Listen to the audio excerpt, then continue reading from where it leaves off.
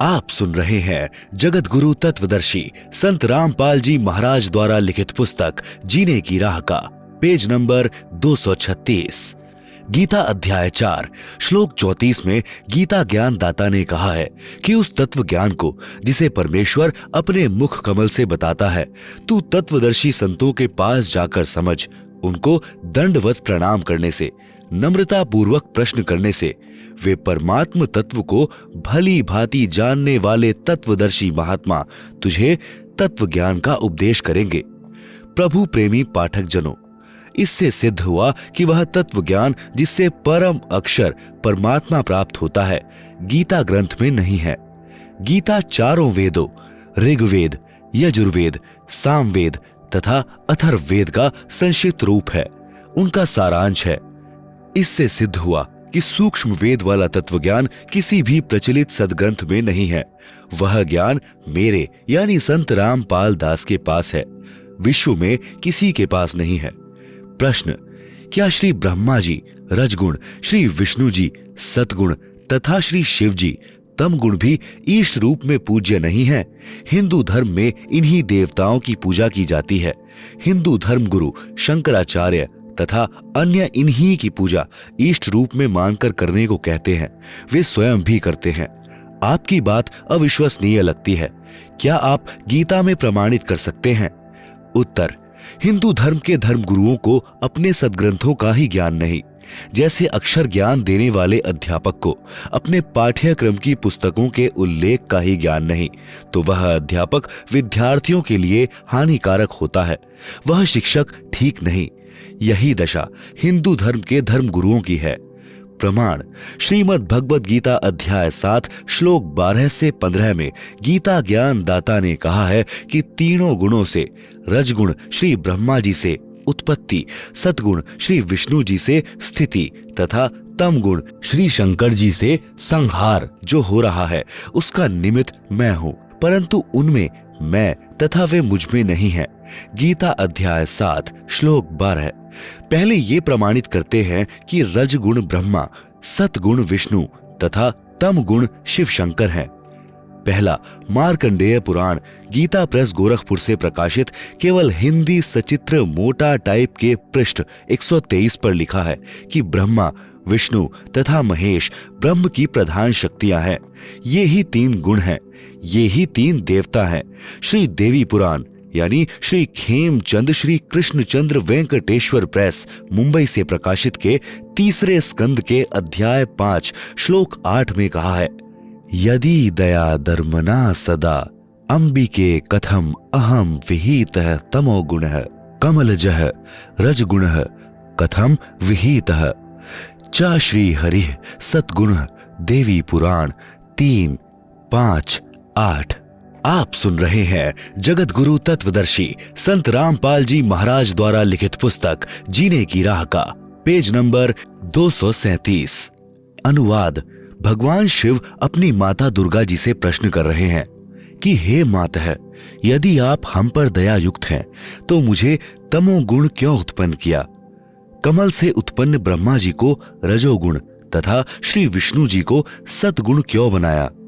इससे प्रमाणित हुआ कि रजगुण कहो चाहे ब्रह्मा जी कहो, सतगुण कहो चाहे विष्णु जी कहो, तम गुण कहो चाहे शिव जी कहो। गीता अध्याय 7 श्लोक 12 का भावार्थ: गीता ज्ञान दाता काल ब्रह्म है। प्रमाण: गीता अध्याय 11 श्लोक 31-32। अध्याय 11 श्लोक 31 में अर्जुन ने पूछा कि हे महानुभाव, आप कौन हैं? जबकि श्री कृष्ण जी तो अर्जुन के साले थे। श्री कृष्ण जी की बहन सुभद्रा का विवाह अर्जुन से हुआ था। विचार करें कि यदि गीता ज्ञान दाता श्री कृष्ण होते तो अर्जुन को यह जानने की नौबत नहीं आती कि आप कौन हो। क्या जीजा अपने साले को नहीं जानता? वास्तव में श्री कृष्ण जी के शरीर में प्रेतवश प्रवेश करके काल ब्रह्म गीता ज्ञान बोल रहा था। अधिक प्रमाण के लिए पढ़ें पुस्तकें गीता तेरा ज्ञान अमृत, गहरी नजर गीता में, ज्ञान गंगा, आध्यात्मिक ज्ञान गंगा तथा देखें सत्संगों की डीवीडी श्रीमद् भगवद गीता का ज्ञान किसने बोला। ये सब हमारी वेबसाइट www.jagatgururampalji.org पर उपलब्ध है। निशुल्क डाउनलोड कर सकते हैं। YouTube पर भी संत रामपाल जी महाराज सत्संग सर्च कर सकते हैं। गीता ज्ञान दाता काल ब्रह्म है, जो गीता अध्याय 11 श्लोक 32 में स्वयं कह रहा है कि मैं काल हूं, अब प्रवृत्त हुआ हूं, अर्थात अब प्रकट हुआ हूं। यदि श्री कृष्ण जी गीता ज्ञान बोल रहे होते तो यह नहीं कहते कि मैं अब आया हूं, क्योंकि श्री कृष्ण जी तो पहले ही विद्यमान थे। श्री कृष्ण जी ने कभी पहले नहीं कहा कि मैं काल हूं, न कभी बाद में कहा कि सबका नाश करने वाला बढ़ा हुआ काल हूं। कौरवों की सभा में अपना विराट रूप भी दिखाया था। विराट रूप भक्ति युक्त प्रत्येक आत्मा का होता है, कोई कोई ही इसे प्रकट कर सकता है। यह भक्ति की शक्ति अनुसार होता है। गीता ज्ञान दाता ने गीता अध्याय 11 श्लोक 47 में कहा है कि अर्जुन, मेरा यह विराट रूप तेरे अतिरिक्त पहले किसी ने नहीं देखा है। पाठकों से निवेदन है कि श्री कृष्ण जी ने तो अपना विराट रूप पहले कौरवों की सभा में दिखाया था, जो उपस्थित सैकड़ों कौरवों सहित हजारों ने देखा था। यदि श्री कृष्ण जी गीता ज्ञान बोल रहे होते तो यह कदापि नहीं कहते कि यह मेरा विराट रूप तेरे अतिरिक्त पहले किसी ने नहीं देखा था। इससे स्पष्ट है कि गीता ज्ञान दाता काल ब्रह्म है, जिसे गीता अध्याय 15 श्लोक 16 में शर पुरुष कहा गया है, जिसने गीता अध्याय 8 श्लोक 13 में कहा है कि ओम इति एकाक्षरम ब्रह्म व्याहरण माम अनुस्मरण यह प्रयाति त्यजन देहम सह याति परमाम गतिम। आप सुन रहे हैं जगत गुरु तत्वदर्शी संत रामपाल जी महाराज द्वारा लिखित पुस्तक जीने की राह का पेज नंबर 238। सरलार्थ। गीता ज्ञान दाता ने कहा है कि माम ब्रह्म यानी मुझ ब्रह्म का, ओम इति एकाक्षरम यानी यह एक ओम अक्षर है, व्याहरण यानी उच्चारण करके, अनुस्मरण यानी स्मरण करता हुआ, यह प्रयाति त्यजन देहम जो साधक शरीर त्याग कर जाता है, सह याति परमाम गतिम वह ओम नाम से होने वाली परम गति को प्राप्त होता है। इसी को और स्पष्ट करता हूं। श्री देवी पुराण सचित्र मोटा टाइप केवल हिंदी, गीता प्रेस गोरखपुर से प्रकाशित के 7वें स्कंद में पृष्ठ 562-563 पर प्रकरण इस प्रकार है। श्री देवी जी राजा हिमालय को ब्रह्म ज्ञानोपदेश देती हैं। कहा कि हे राजन, तू ओम नाम का जाप कर, जिससे ब्रह्म की प्राप्ति होती है। यह ओम नाम ब्रह्म जाप मंत्र है और सब बातों को, पूजाओं को त्याग कर केवल एक ओम नाम का जाप कर। ब्रह्म प्राप्ति का उद्देश्य रख, तेरा कल्याण हो। इससे ब्रह्म को प्राप्त हो जाएगा। वह ब्रह्म दिव्य आकाश रूपी ब्रह्म लोक में रहता है। इस देवी महापुराण से स्पष्ट हुआ कि ओम नाम जाप ब्रह्म का है। अन्य प्रमाण श्री शिव महापुराण गीता प्रेस गोरखपुर से प्रकाशित सचित्र मोटा टाइप के विधवेश्वर संहिता के पृष्ठ 23 से 25 पृष्ठ पर प्रकरण इस प्रकार है। एक समय श्री ब्रह्मा जी रजगुण तथा विष्णु जी सतगुण का युद्ध हो गया। कारण था कि ब्रह्मा जी ने श्री विष्णु जी के निवास पर जाकर कहा कि हे अभिमानी, तूने मेरे आने पर उठकर सत्कार नहीं किया। तू पुत्र होकर भी पिता का सत्कार नहीं करता। मैं सर्व जगत की उत्पत्ति करने वाला सबका पिता हूँ। यह वचन सुनकर श्री विष्णु जी को अंदर से तो बहुत क्रोध आया, परंतु ऊपर से मुस्कुराते हुए कहा कि आजा पुत्र, मैं तेरा पिता हूँ। तेरी उत्पत्ति मेरे नाभि कमल से हुई है। इसी बात पर दोनों ने हथियार उठा लिए, आपस में युद्ध करने लगे। उसी समय काल ब्रह्म ने इन दोनों के बीच में एक तेजोमय स्तंभ खड़ा कर दिया, जिस कारण से दोनों ने युद्ध करना बंद कर दिया। उसी समय काल ब्रह्म ने अपने पुत्र शिव का रूप बनाया तथा अपनी पत्नी दुर्गा को पार्वती बनाकर उनके पास प्रकट हो गए।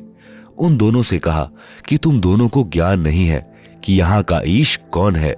मैं ब्रह्म हूँ, यह संसार मेरा है। हे विष्णु तथा ब्रह्मा, तुम दोनों ने तप करके मेरे से एक एक कृत प्राप्त किए हैं। ब्रह्मा को सृष्टि की उत्पत्ति तथा विष्णु को स्थिति। पुत्रों सुनो, मैं इसी प्रकार महेश तथा रुद्र को भी एक एक कृत संहार तथा तिरोभाव दिए हैं। फिर कहा है कि मेरा एक अक्षर ओम मंत्र जाप करने का है। यह 5 अवयवों यानी अ, उ, म, नाद तथा बिंदु का संग्रह एक ओम अक्षर मंत्र बना है। पाठक जनों को स्पष्ट हुआ कि ओम एक अक्षर ब्रह्म का जाप मंत्र है।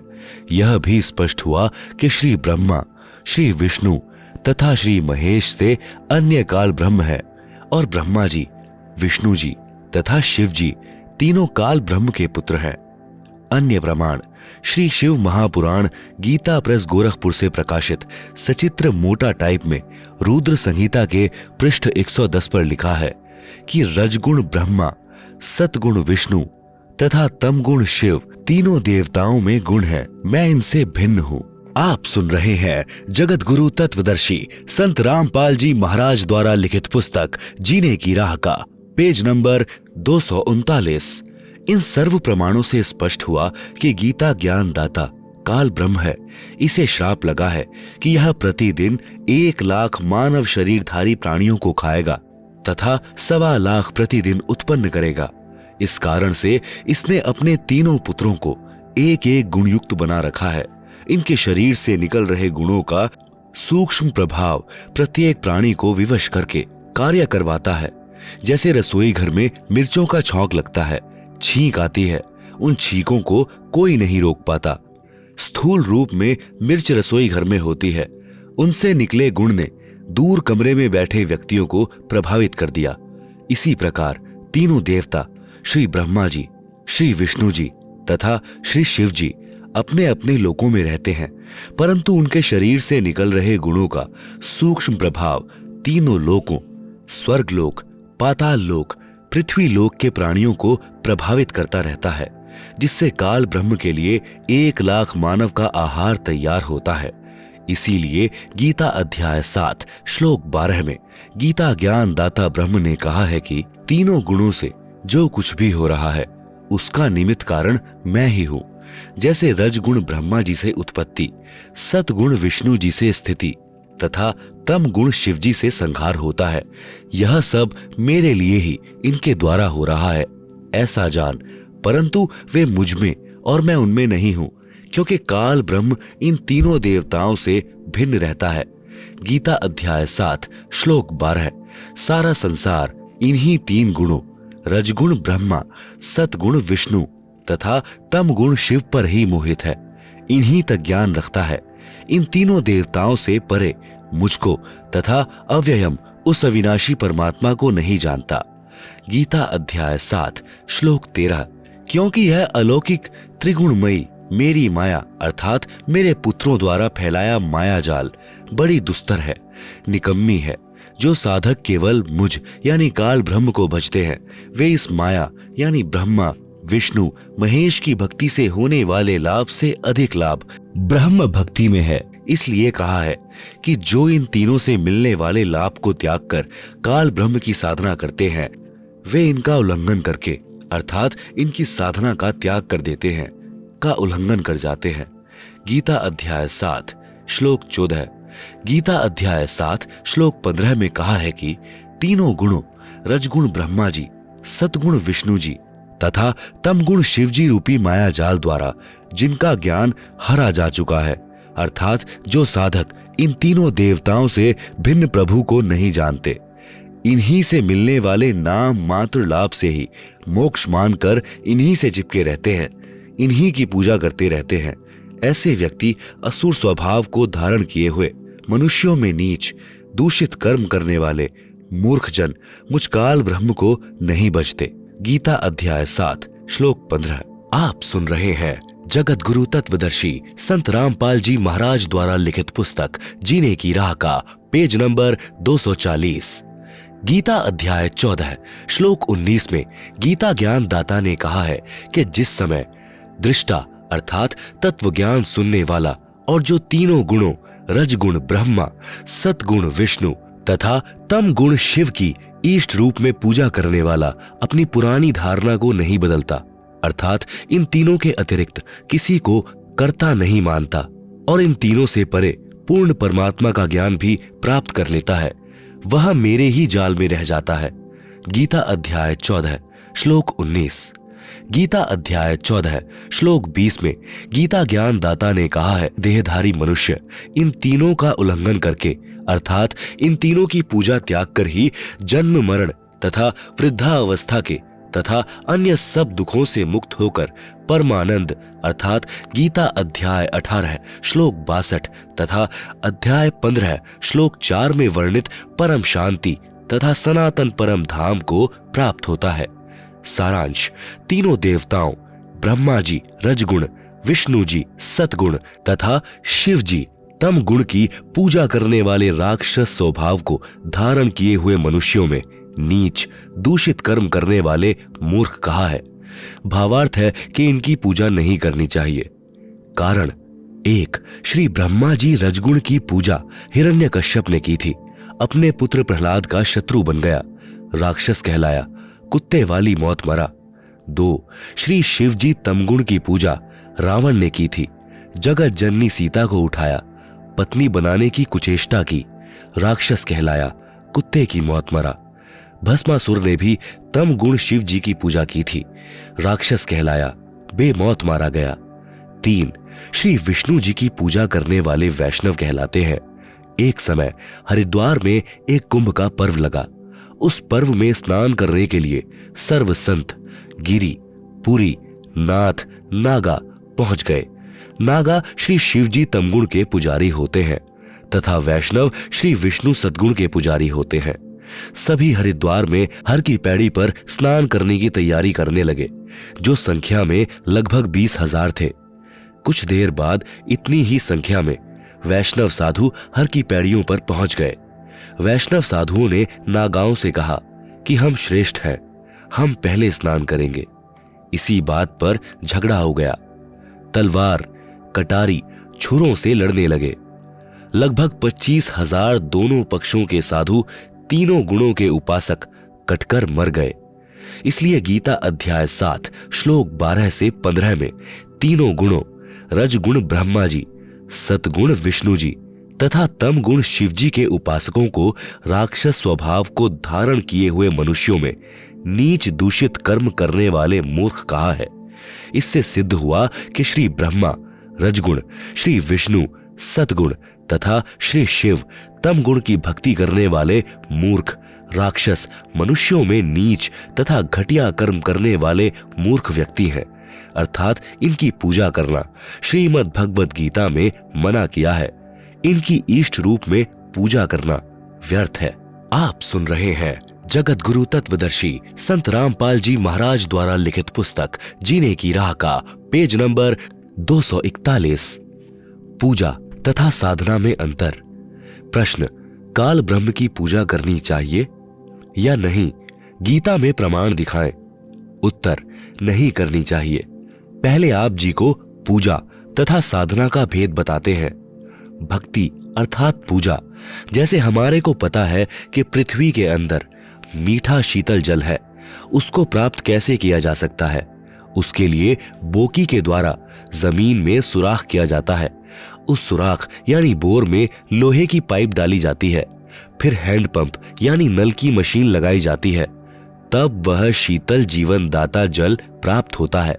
हमारा पूज्य जल है। उसको प्राप्त करने के लिए प्रयोग किए गए उपकरण तथा प्रयत्न साधना जाने। यदि हम उपकरणों की पूजा में लगे रहे तो जल प्राप्त नहीं कर सकते।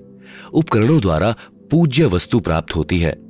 अन्य उदाहरण, जैसे पतिव्रता स्त्री परिवार के सर्व सदस्यों का सत्कार करती है, सास ससुर का माता पिता के समान, ननंद का बड़ी छोटी बहन के समान, जेठ देवर का बड़े छोटे भाई के समान, जेठानी देवरानी का बड़ी छोटी बहनों के समान, परंतु वह पूजा अपने पति की करती है। जब वे अलग होते हैं तो अपने हिस्से की सर्व वस्तुएं उठाकर अपने पति वाले मकान में ले जाती हैं। अन्य उदाहरण, जैसे हमारी इच्छा आम खाने की होती है, हमारे लिए आम का फल पूज्य है। उसे प्राप्त करने के लिए धन की आवश्यकता पड़ती है। धन संग्रह करने के लिए मजदूरी, नौकरी, खेती बाड़ी करनी पड़ती है, तब आम का फल प्राप्त होता है। इसलिए आम पूज्य है तथा अन्य क्रिया साधना है। साध्य वस्तु को प्राप्त करने के लिए साधना करनी पड़ती है। साधना भिन्न है, पूजा अर्थात भक्ति भिन्न है। स्पष्ट हुआ। प्रश्न चल रहा है कि क्या ब्रह्म की पूजा करनी चाहिए? उत्तर में कहा है कि नहीं करनी चाहिए। अब श्रीमद् भगवद गीता में प्रमाण दिखाते हैं। गीता अध्याय 7 श्लोक 12 से 15 में तो गीता ज्ञान दाता ने बता दिया कि तीनों गुणों रजगुण श्री ब्रह्मा जी, सतगुण श्री विष्णु जी तथा तम गुण श्री शिव जी की भक्ति व्यर्थ है। फिर गीता अध्याय 7 के श्लोक 16, 17, 18 में गीता ज्ञान दाता ब्रह्म ने अपनी भक्ति से होने वाली गति अर्थात मोक्ष को अनुत्तम अर्थात घटिया बताया है कि मेरी भक्ति 4 प्रकार के व्यक्ति करते हैं। पहले अर्थार्थी, धन लाभ के लिए वेदों अनुसार अनुष्ठान करने वाले। दूसरे आर्त, संकट निवारण के लिए वेदों अनुसार अनुष्ठान करने वाले। तीसरे जिज्ञासु, परमात्मा के विषय में जानने के इच्छुक, ज्ञान ग्रहण करके स्वयं वक्ता बन जाने वाले। इन तीनों प्रकार के ब्रह्म पुजारियों को व्यर्थ बताया है। आप सुन रहे हैं जगत गुरु तत्वदर्शी संत रामपाल जी महाराज द्वारा लिखित पुस्तक जीने की राह का पेज नंबर 242। चौथे ज्ञानी को पता चलता है कि मनुष्य जन्म बड़ा दुर्लभ है। मनुष्य जीवन प्राप्त करके आत्म कल्याण कराना चाहिए। उन्हें यह भी ज्ञान हो जाता है कि अन्य देवताओं की पूजा से मोक्ष लाभ होने वाला नहीं है। इसलिए एक परमात्मा की भक्ति अनन्य मन से करने से पूर्ण मोक्ष संभव है। उनको तत्वदर्शी संत न मिलने से उन्होंने जैसा भी वेदों को जाना, उसी आधार से ब्रह्म को एक समर्थ प्रभु मानकर यजुर्वेद अध्याय 40 मंत्र 15 से ओम नाम लेकर भक्ति की, परंतु पूर्ण मोक्ष नहीं हुआ। ओम नाम ब्रह्म साधना का है, उससे ब्रह्म लोक प्राप्त होता है, जो कि पूर्व में प्रमाणित किया जा चुका है। गीता अध्याय 8 श्लोक 16 में कहा है कि ब्रह्मलोक पर्यंत सब लोग पुनरावृत्ति में है, अर्थात ब्रह्मलोक में गए साधक भी पुनः लौटकर संसार में जन्म मृत्यु के चक्र में गिरते हैं। काल ब्रह्म की साधना से वह मोक्ष प्राप्त नहीं होता, जो गीता अध्याय 15 श्लोक 4 में बताया है कि तत्व ज्ञान से अज्ञान को काटकर परमेश्वर के उस परम पद की खोज करनी चाहिए, जहां जाने के पश्चात साधक फिर लौटकर संसार में कभी वापस नहीं आते। गीता अध्याय 7 श्लोक 18 में गीता ज्ञान दाता ने कहा है कि ये ज्ञानी आत्मा जो चौथे नंबर के ब्रह्म के साधक कहे हैं, है तो उदार अर्थात नेक, परंतु ये तत्व ज्ञान के अभाव से मेरी अनुत्तम गति में ही स्थित रहे। गीता ज्ञान दाता ने अपनी साधना से होने वाली गति को भी अनुत्तम अर्थात घटिया कहा है। इसलिए ब्रह्म पूजा करना भी उचित नहीं। कारण, एक चुणक नाम का ऋषि ज्ञानी आत्मा था। उसने ओम नाम का जाप तथा हठ योग हजारों वर्ष किया, जिससे उसमें सिद्धियां आ गई। ब्रह्म की साधना करने से जन्म मृत्यु स्वर्ग नरक का चक्र सदा बना रहेगा, क्योंकि गीता अध्याय 2 श्लोक 12, गीता अध्याय 4 श्लोक 5, गीता अध्याय 10 श्लोक 2 में गीता ज्ञान दाता ब्रह्म ने कहा है कि अर्जुन, तेरे और मेरे अनेकों जन्म हो चुके हैं, तू नहीं जानता, मैं जानता हूं। तू, मैं तथा ये सर्व राजा लोग पहले भी जन्मे थे, आगे भी जन्मेंगे। यह न सोच कि हम सब अब ही जन्मे हैं। मेरी उत्पत्ति को महर्षि जन तथा ये देवता नहीं जानते, क्योंकि ये सब मेरे से उत्पन्न हुए हैं।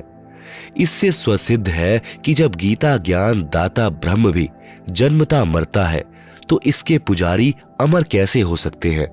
इससे यह सिद्ध हुआ कि ब्रह्म की उपासना से वह मोक्ष नहीं हो सकता, जो गीता अध्याय 18 श्लोक 62 में तथा अध्याय 15 श्लोक 4 में कहा है। इन श्लोकों में गीता ज्ञान दाता ने स्पष्ट निर्देश दिया है कि हे भारत, तू सर्वभाव से उस परमेश्वर परम अक्षर ब्रह्म की शरण में जा। उस परमेश्वर की कृपा से ही तू परम शांति को तथा सनातन परम धाम अर्थात सत्यलोक को प्राप्त होगा। तत्व ज्ञान समझकर उसके पश्चात परमात्मा के उस परम पद की खोज करनी चाहिए, जहां जाने के पश्चात साधक फिर लौटकर संसार में कभी नहीं आते। विचार करें कि गीता ज्ञान दाता तो स्वयं जन्मता मरता है, इसलिए ब्रह्म की पूजा से होने वाली गति अनुत्तम कही है। आप सुन रहे हैं जगत गुरु तत्वदर्शी संत रामपाल जी महाराज द्वारा लिखित पुस्तक जीने की राह का पेज नंबर 243। अब चुणक ऋषि का प्रसंग आगे सुनाते हैं। चुणक ऋषि ने ओम नाम का जाप तथा हठ योग किया।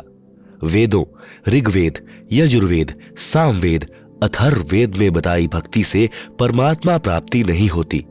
इसका प्रमाण गीता अध्याय 11 श्लोक 47-48 में है। गीता ज्ञान दाता ब्रह्म ने बताया है कि हे अर्जुन, मुझ काल ब्रह्म का यह विराट रूप है। मेरे इस रूप के दर्शन तेरे अतिरिक्त पहले किसी को नहीं हुए।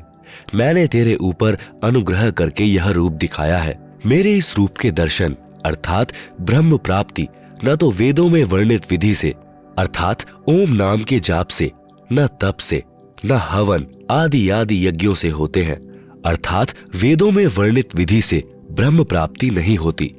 यही कारण रहा कि चुणक जैसे ऋषि भी ब्रह्म को निराकार कहते रहे।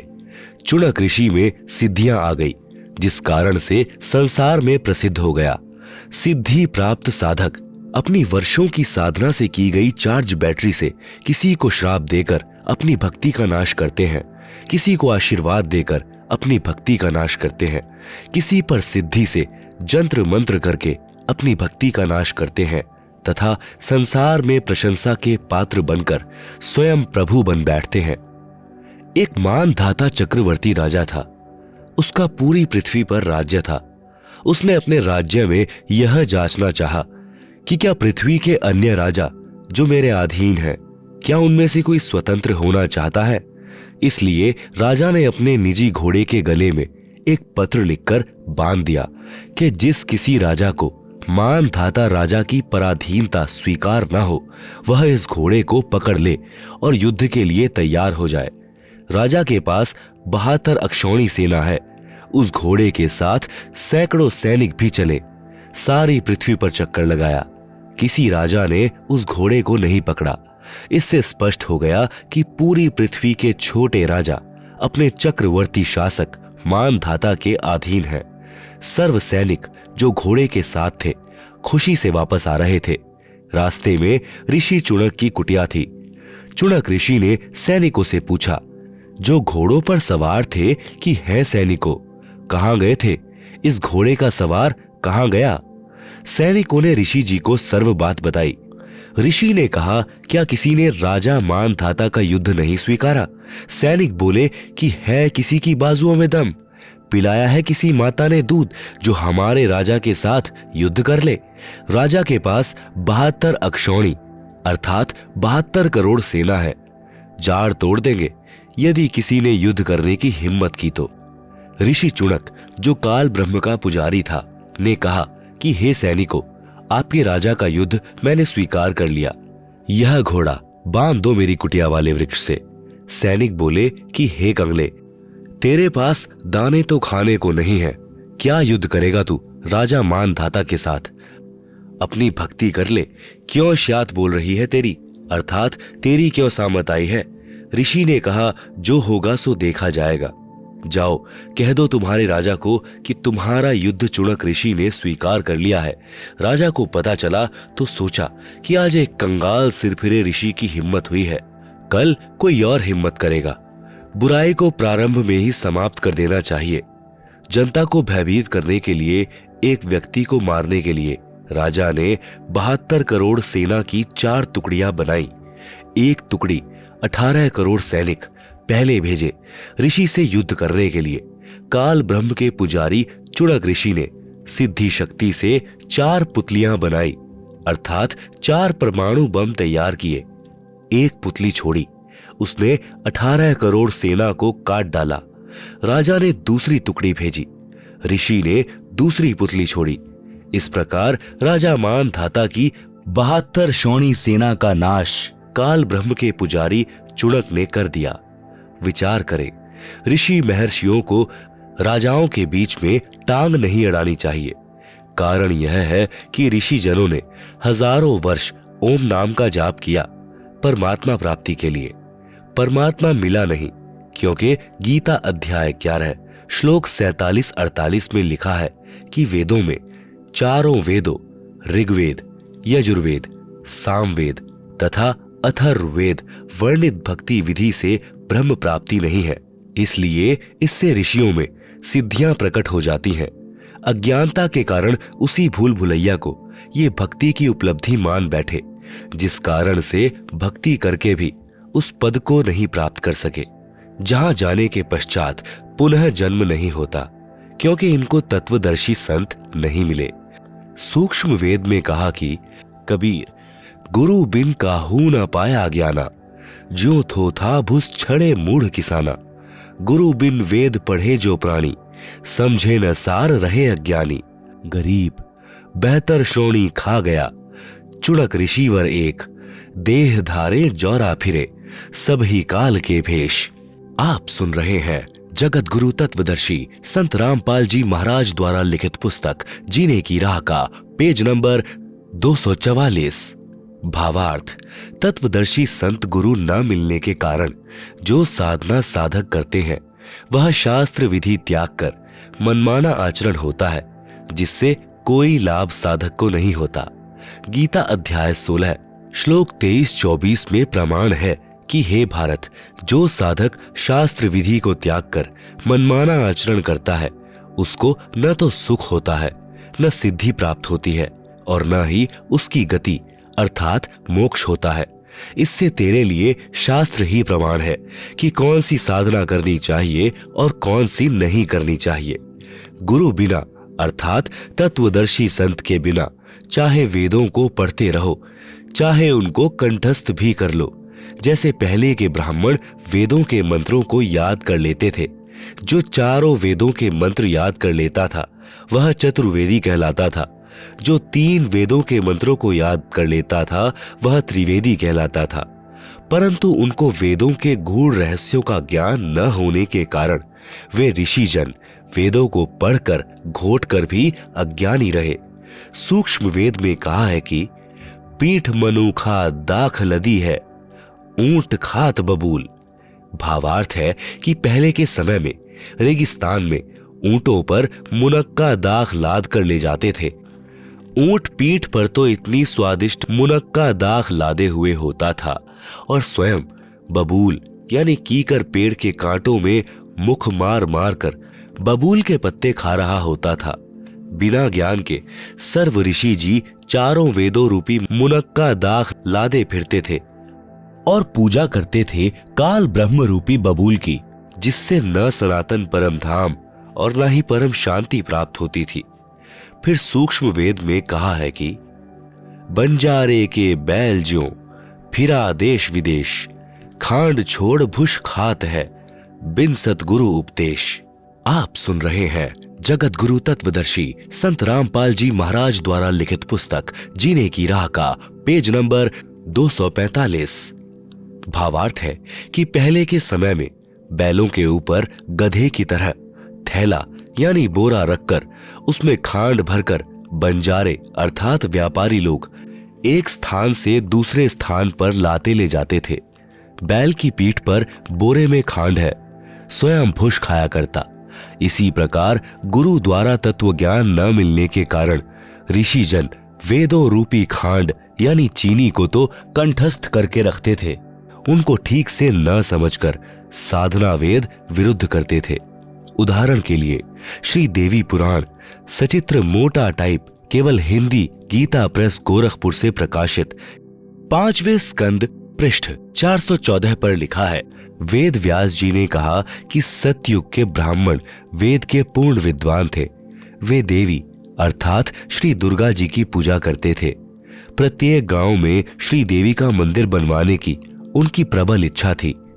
पाठक जन विचार करें, चारों वेदों में तथा इन्हीं वेदों के सारांश श्रीमद् भगवद गीता में कहीं पर भी देवी की पूजा करने का निर्देश नहीं है, तो सत्य युग के ब्राह्मण क्या खाक विद्वान थे वेदों के? इसी श्रीदेवी पुराण के 7वें स्कंद में पृष्ठ 562-563 पर श्री देवी जी ने राजा हिमालय से कहा था कि तू मेरी पूजा भी त्याग दे। यदि ब्रह्म प्राप्ति चाहता है तो और सब बातों को त्याग कर केवल ओम का जाप कर। यह ब्रह्म का मंत्र है, इससे ब्रह्म को प्राप्त हो जाएगा। वह ब्रह्मलोक रूपी दिव्य आकाश में रहता है। पाठक जन आसानी से समझेंगे कि जब सत्य युग के ब्राह्मणों का यह ज्ञान तथा साधना थी तो वर्तमान के ब्राह्मणों को क्या ज्ञान होगा। इसी श्रीदेवी पुराण के 5वें स्कंद में पृष्ठ 414 पर यह भी लिखा है कि सत्य युग में जो राक्षस समझे जाते थे वे कलयुग में ब्राह्मण माने जाते हैं। ब्राह्मण कोई जाति विशेष नहीं है। जो परमात्मा अर्थात ब्रह्म के लिए प्रयत्नशील है वही ब्राह्मण कहलाता है, चाहे किसी भी जाति का हो। वर्तमान में परंपरागत ब्राह्मण कम है। संत रूप में ब्रह्म ज्ञान देने वाले अधिक हैं, जो ब्राह्मण अर्थात मार्गदर्शक गुरु कहलाते हैं और तत्व ज्ञानहीन है। इसलिए कहा है कि तत्वदर्शी गुरु के बिना किसी को वेदों के गूढ़ रहस्यों का ज्ञान नहीं हुआ, जिस कारण से वेदों को पढ़ते थे परंतु साधना वेद विरुद्ध करते थे। वेदों व गीता में तीनों देवताओं श्री ब्रह्मा जी, श्री विष्णु जी तथा श्री शिव जी की पूजा करना निषेध है। सर्व हिंदू समाज ज्ञानहीन संतों द्वारा इन्हीं तीनों देवताओं पर केंद्रित कर रखा है। श्री देवी दुर्गा तथा विष्णु जी शिव जी की भक्ति कर तथा करा रहे हैं। पहले से ही यह लोक वेद यानी दंत कथा का ज्ञान चला आ रहा है, जो आज मेरे सामने दीवार बनकर खड़ी है। मैं शास्त्रोक्त ज्ञान बताता हूँ, प्रोजेक्टर पर दिखाता हूँ, परंतु पहले के अज्ञान को सत्य मानकर सत्य को आंखों देखकर भी विश्वास नहीं कर रहे, विरोध करते हैं, जेल में भिजवा देते हैं। सूक्ष्म वेद में कहा है कि वेद पढ़े पर भेद न जाने, बाँचे पुराण 18, पत्थर की पूजा करें बिसरे सिरजनहारा। आप सुन रहे हैं जगत गुरु तत्वदर्शी संत रामपाल जी महाराज द्वारा लिखित पुस्तक जीने की राह का पेज नंबर 246।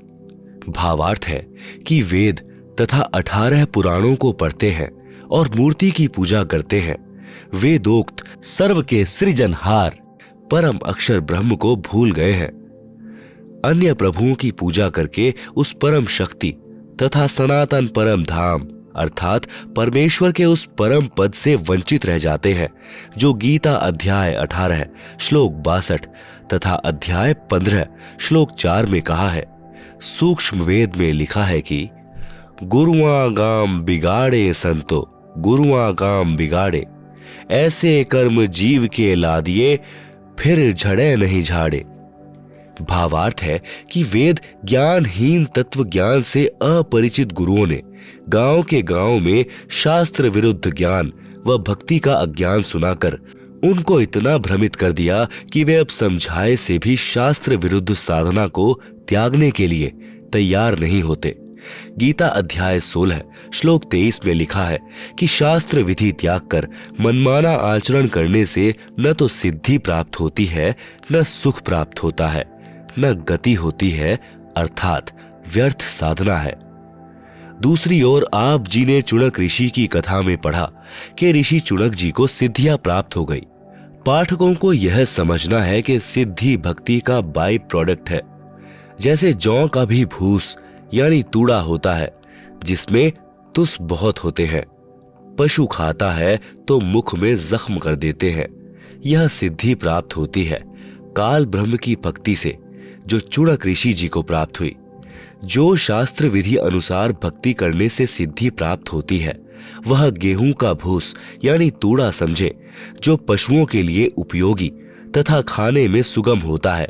भावार्थ है कि शास्त्र विधि अनुसार साधना न करने से जो सिद्धियां प्राप्त होती हैं वे साधक को नष्ट करती हैं, क्योंकि अज्ञानतावश ऋषिजन उनका प्रयोग करके किसी की हानि कर देते हैं, किसी को आशीर्वाद देकर अपनी भक्ति की शक्ति जो ओम नाम के जाप से होती है उसको समाप्त करके फिर से खाली हो जाते हैं।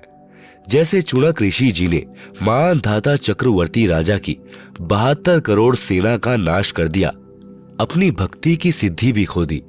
सूक्ष्म वेद में कहा है कि बेहतर श्रोणी शय करी, चुणक ऋषिवर एक, देह धारे जौरा यानी मृत्यु फिरे, सब ही काल के भेष। भावार्थ, ऋषियों में सर्वश्रेष्ठ ऋषि चुणक जी ने 72 करोड़ सेना का नाश कर दिया। ये दिखाई तो देते हैं महात्मा, लेकिन जब इनसे पाला पड़ता है तो ये निकलते हैं सर्प जैसे। जरा सी बात पर श्राप दे देना, किसी से बेमतलब पंगा लेना, इनके लिए आम बात होती है। आप सुन रहे हैं जगत गुरु तत्वदर्शी संत रामपाल जी महाराज द्वारा लिखित पुस्तक जीने की राह का पेज नंबर 247। ऋषि दुर्वासा की कारगुजारी। एक दुर्वासा नाम के काल ब्रह्म के पुजारी ब्रह्म साधक थे। वे चले जा रहे थे।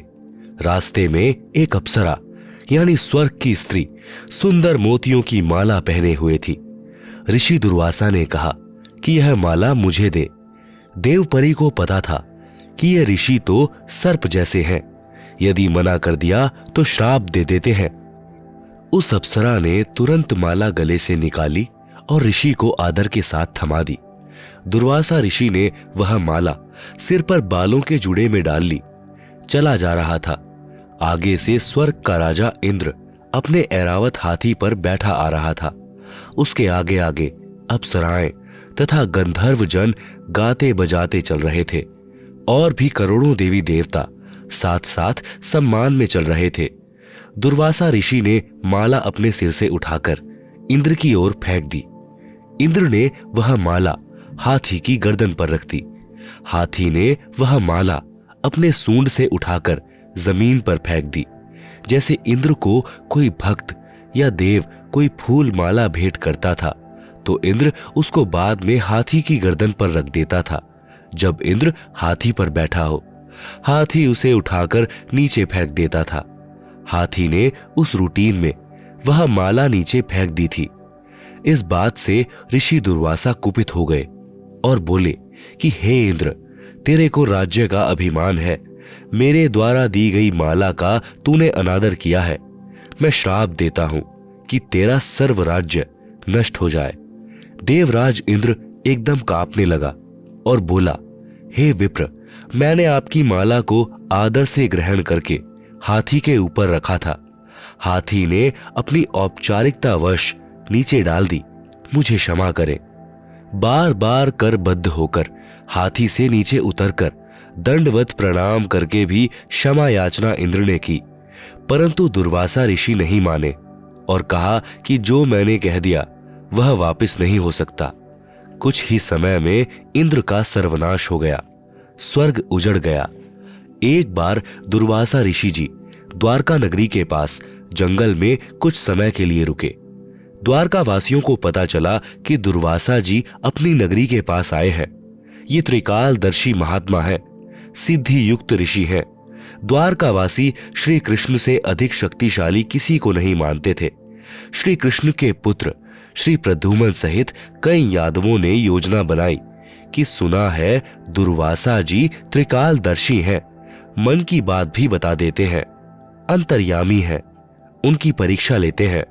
यह विचार करके प्रद्युम्न को गर्भवती स्त्री का स्वांग बनाकर 10-12 व्यक्ति साथ चले। एक व्यक्ति को उसका पति बना लिया। दुर्वासा जी के पास जाकर कहा कि हे ऋषि जी, इस स्त्री पर परमात्मा की कृपा बहुत दिनों पश्चात हुई है। इसको गर्भ रहा है, यह इसका पति है। ये दोनों उतावले हैं कि हमें पता चले कि गर्भ में लड़का है या कन्या। आप तो अंतर्यामी हैं, कृपया बताएं। उन्होंने प्रद्युम्न के पेट पर एक छोटी कढ़ाई बांध रखी थी। उसके ऊपर रुई का लोगड़ तथा पुराने वस्त्र बांधकर गर्भ बना रखा था। ऊपर स्त्री वस्त्र पहना रखे थे। ऋषि दुर्वासा जी ने दिव्य दृष्टि से देखा और जाना कि ये मेरा मजाक करने आए हैं। दुर्वासा जी ने कहा कि इस गर्भ से यादव कुल का नाश होगा। इतना कहकर क्रोधित हो गए। सर्व व्यक्ति वहां से खिसक गए। आप सुन रहे हैं जगत गुरु तत्वदर्शी संत रामपाल जी महाराज द्वारा लिखित पुस्तक जीने की राह का पेज नंबर 248। नगरी में यह बात आग की तरह फैल गई। ऋषि दुर्वासा जी ने श्राप दे दिया है कि यादवों का नाश होगा। उनको विश्वास था कि हमारे साथ सर्वशक्तिमान भगवान अखिल ब्राह्मण के नायक श्री कृष्ण है। दुर्वासा के श्राप का प्रभाव हम पर नहीं हो पाएगा।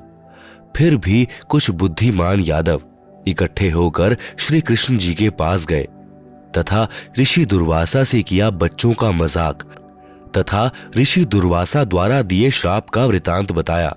सर्व वार्ता सुनकर श्री कृष्ण जी ने कुछ देर सोचकर कहा कि उन बच्चों को साथ लेकर दुर्वासा जी के पास जाओ और क्षमा याचना करो।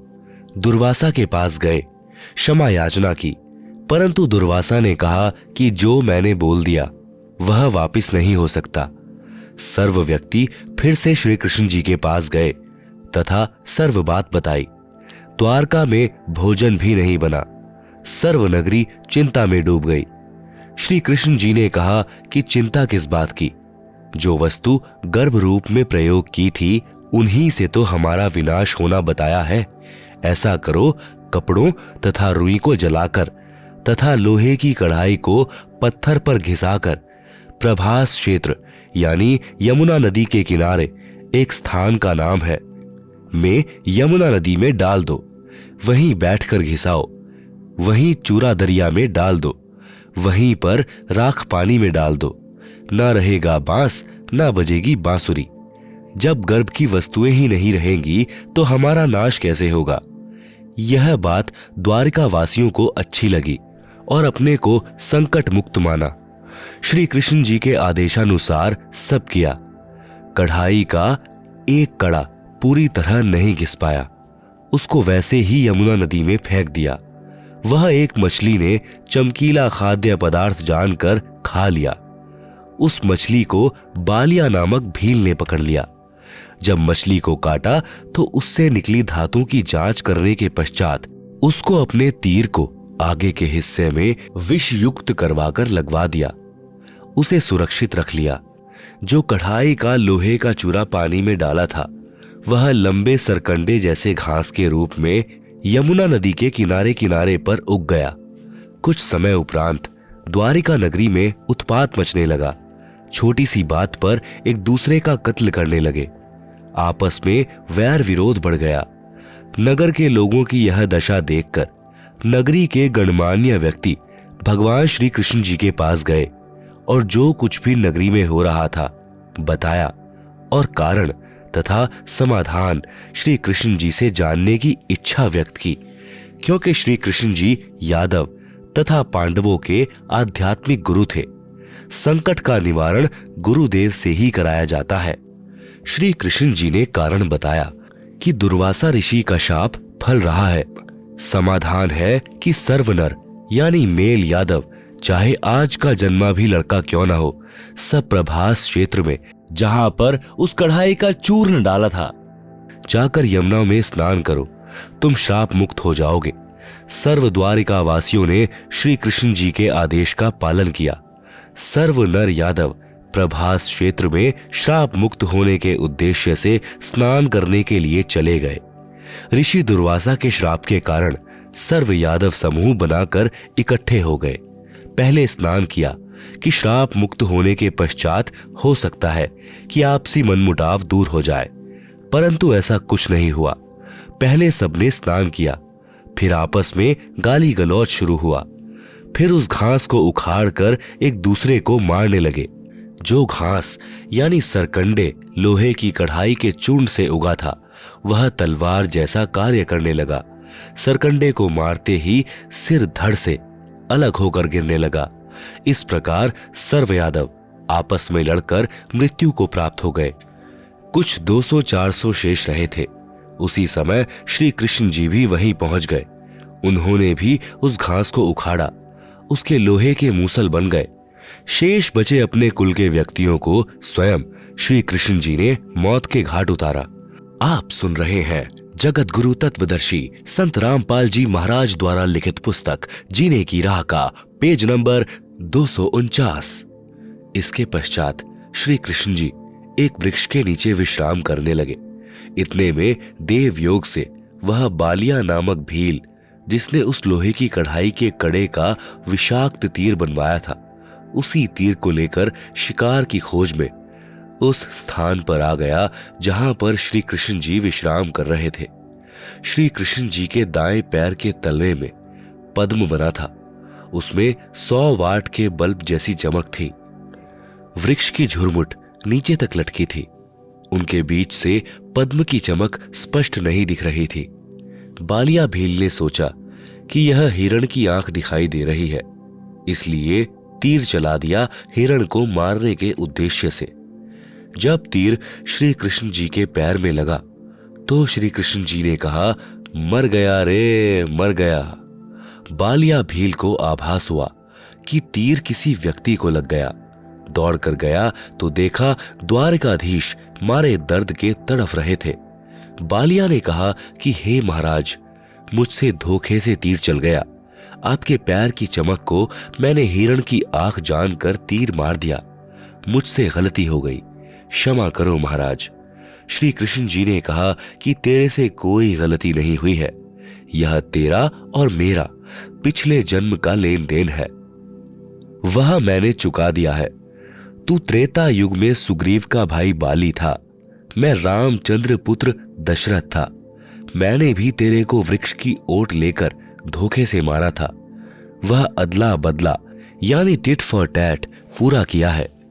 इस प्रकार दुर्वासा ऋषि के श्राप से सर्व यादव कुल का नाश हुआ। जो वर्तमान में यादव है, ये वो है जो उस समय माताओं के गर्भ में थे, बाद में उत्पन्न हुए थे।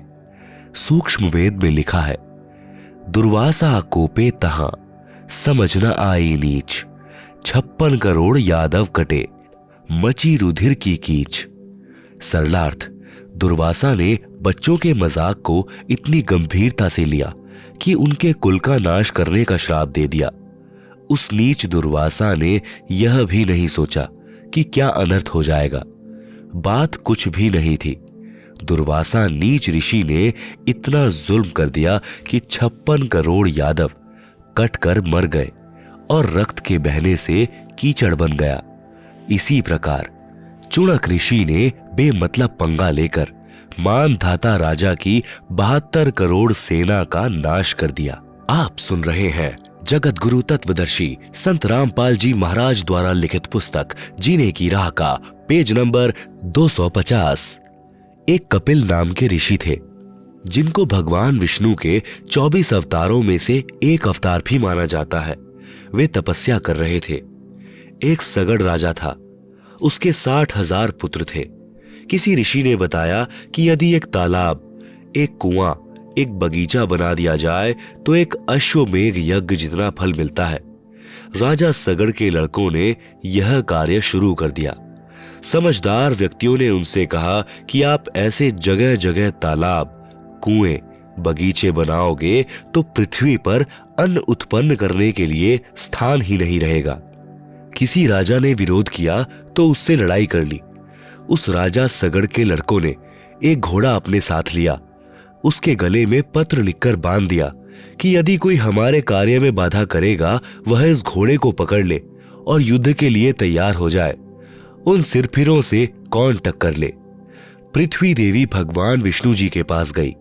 एक गाय का रूप धारण करके कहा कि हे भगवान, पृथ्वी पर एक सगड़ राजा है, उसके 60,000 पुत्र हैं।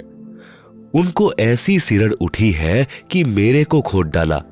वहां मनुष्यों के खाने के लिए अन्न भी उत्पन्न नहीं हो सकता। भगवान विष्णु ने कहा, तुम जाओ, वे अब कुछ नहीं करेंगे। भगवान विष्णु ने देवराज इंद्र को बुलाया और समझाया कि राजा सगड़ के 60,000 लड़के यज्ञ कर रहे हैं। यदि उनकी 100 यज्ञ पूरी हो गई तो तुम्हारी इंद्र गद्दी उनको देनी पड़ेगी। समय रहते कुछ बनता है तो कर ले। इंद्र ने हलकारे अर्थात अपने नौकर भेजे, उनको सब समझा दिया। रात्रि के समय राजा सगड़ के पुत्र सोए पड़े थे। घोड़ा वृक्ष से बांध रखा था। उन देवराज के फरिश्तों ने घोड़ा खोलकर कपिल तपस्वी की जांग पर बांध दिया।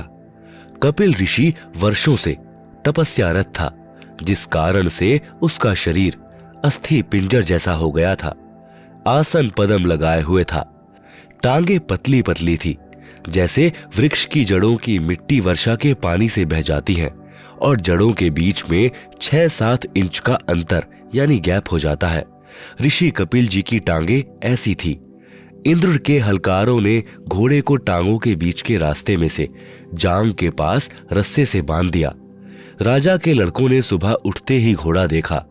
उसकी खोज में युद्ध करने की तैयारी करके 60,000 का लंगार चल पड़ा। घोड़े के पच्चीनों के साथ साथ कपिल मुनि के आश्रम में पहुंच गए। घोड़े को बंधा देखकर सगड़ राजा के पुत्रों ने ऋषि की ही कोख में यानी दोनों बाजुओं के नीचे काखों को हरियाणवी भाषा में हीख कहते हैं, भाले चुभो दिए। कपिल ऋषि की पलकें इतनी लंबी बढ़ चुकी थी कि जमीन पर जा टिकी थी। ऋषि को पीड़ा हुई तो क्रोधवश पलकों को हाथों से उठाया। आंखों से अग्नि बाण छूटे। 60,000 सगड़ के पुत्रों की सेना की पूली सी बिछ गई, अर्थात 60,000 सगड़ के बेटे मरकर ढेर हो गए। सूक्ष्म वेद में कहा है कि 60,000 सगड़ के होते कपिल मुनीश्वर खाए। जय परमेश्वर की करें भक्ति तो अजर अमर हो जाए। 72 श्रोणी खा गया चुणक ऋषिवर एक। देह धारे जौरा फिरे सभी काल के भेष। दुर्वासा कोपे तहां समझ न आई नीच। 56 करोड़ यादव कटे मची रुधिर की कीच।